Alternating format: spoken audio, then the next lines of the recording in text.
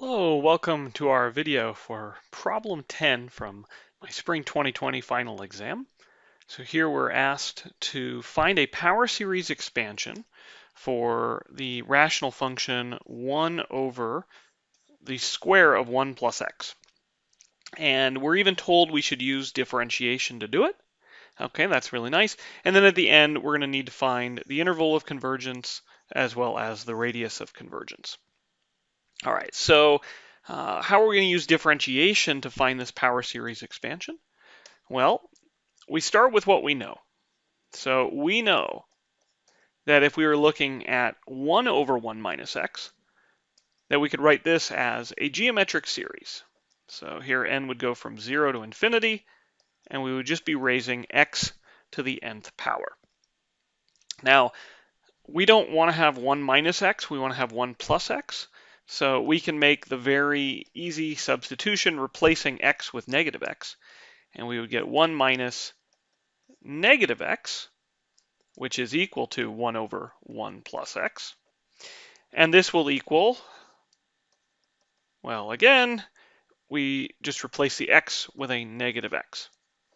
Okay. Now, of course, we already know there's a little radius of convergence problem with this, right? It's not going to be equal everywhere. We know the geometric series formula only holds when the absolute value of x is less than 1. So the same thing would hold here, only with a negative x. That needs to be less than 1. But of course, if I replace x with negative x and then I take absolute values, this is equivalent again to saying that the absolute value of x is less than 1. Okay, so we can now write 1 over 1 plus x, which is almost what we want. I mean, there's just this little 2 missing, right? We can write it as an infinite series. Okay, but this is where we're going to use the differentiation. So 1 over 1 plus x quantity squared. I prefer to write that here as 1 plus x to the negative 2. This would be the same thing I'd get if I took the derivative of 1 plus x to the negative 1.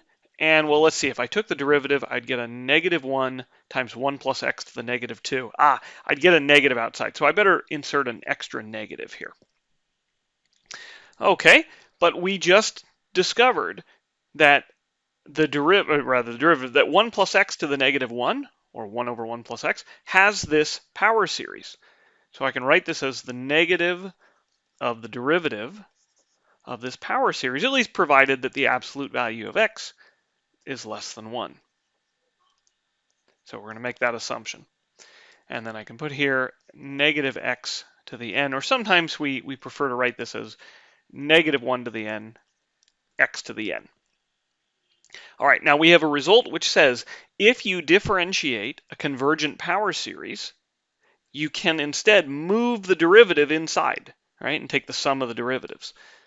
So since we're, again, just going to look at the situation where the power series does converge, this will be the negative, the sum, and goes from 0 to infinity, the derivative of negative 1 to the n, x to the n. Okay. Well, this negative 1 to the n is a constant, so that can actually come out of the derivative. And so I really just need to differentiate x to the n. Okay, that's not too big a deal. So we'll have negative the sum from 0 to infinity. I'll have my alternator, and then the derivative of x to the n is nx to the n minus 1. Okay, I can move this negative inside if I like. That'll just shift the alternator a little bit. So I'll have negative 1 to the n plus 1 times n, x to the n minus 1. Okay, now I'm not like loving this form because it makes it look like I might actually get an x to the negative 1 term. Of course I won't because, well, there's an n here. So when n is 0, I'm not going to get any summand. So what I'm going to do to fix that little glitch is I'm going to remove the 0 term, since it's only going to give me a 0 anyway. And then I won't be confused into thinking I get some 1 over x. So I can start this at 1. Okay, so I keep everything else the same because I haven't changed anything. I've just gotten rid of a 0 term. Now, this would be fine, although sometimes you might really want to end up with an x to the n here. So why don't we do an index shift? So I'm going to replace all my n's with n plus 1s. All right, and the bottom, that's going to mean I'm going to have to shift the index down by 1. All right, so this can be then our answer. Well, okay, let me explain that again in a moment. Now, if I increase my n by 1 in this alternator, I'll get n plus 1 is n plus 2. Well, when you're looking at an alternator, that's actually the same thing as just doing negative 1 to the n. That plus 2, that just essentially multiplies by negative 1 squared, which is 1. So I can actually just put this back down to n. N turns into an n plus 1. X to the n minus 1 turns into x to the n. Okay, now I said this should go back down to 0, but let's check. When n is equal to 1, your first exponent should be 1 minus 1, which is 0. So down here, our first exponent should be 0. So I need to start my n at 0. Okay, and so there we go.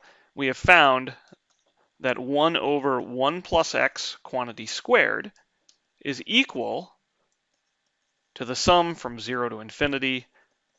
You have an alternator times n plus 1 times x to the n.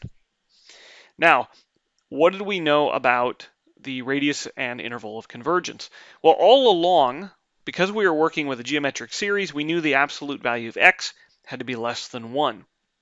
And one of the results of our theorem is that when we differentiate such a power series, the radius of convergence does not change. So the radius of convergence is still going to be 1. Right? It started at 1, we differentiated. All this junk here where we change indices, that doesn't change your radius of convergence. And what about the interval of convergence? Well, we know it definitely has to be between negative 1 and 1, since our center is 0 and the radius of convergence is 1. Furthermore, because we took this range coming from the geometric series test, we knew this was a strict inequality. And taking derivatives of a power series cannot give you extra endpoints, right? It started that we don't include negative 1 and 1, and so taking derivatives doesn't enhance your interval of convergence. If we had integrated, it might have been possible that we would have to check these endpoints, but differentiating doesn't. All right, so that would be my argument, right? Is that differentiation doesn't make points outside of the IOC get included in the IOC. Okay, but maybe you're not so comfortable with that argument. So what could you do? What if you got to this step and said, all right, I need to check whether negative 1 and 1 are in there? Well, we could actually just manually check the endpoints. Okay, so let's try that. So what if x is equal to negative 1? Well, if x is equal to negative 1, then we don't really actually have much we should be doing because the function itself is not defined. So 1 over 1 plus x squared is not defined at x equals negative 1, right? You'd be kicking a puppy, right? You're dividing by 0. Now, it might be interesting to see what happens to the summation in that instance. So let's see here. If we evaluate the sum at x equals negative 1, now when x is negative 1, I'll get negative 1 to the n. I'm also going to have another negative 1 to the n. Multiply those together, I get negative 1 to the 2n. And then I still have an n plus 1. Okay, but you're raising negative 1 to an even power. So this is just equal to 1. And so in total, I'm just summing up the series n plus 1. Oh, wow, yeah, that's going to diverge, right? This is just the simple divergence test. The individual terms are not converging to 0. So this diverges since n plus 1 diverges to infinity. Okay, how about when x is equal to 1? Well, when x is equal to 1, we're going to get a sum from, okay, we have a negative 1 to the n and a 1 to the n. Okay, that's just going to be negative 1 to the n, and then I still have n plus 1. Well, in this case, I'm looking at terms n plus 1 which are diverging to infinity, and then I'm hitting them with either a plus or a minus. So this isn't diverging to infinity, but it just keeps alternating back and forth with bigger positive or bigger negative numbers. So this, again, diverges since negative 1 to the n times n plus 1, it just diverges. It doesn't even diverge to infinity, right? Because again, you have this alternator here, which is just making this thing go sort of back and forth, but getting bigger and bigger and bigger. Okay, so there's a manual verification that you're not going to get the endpoints in here. All right, and that is our derivation of the power series for 1 over 1 plus x quantity squared, as well as the radius of convergence and the interval of convergence.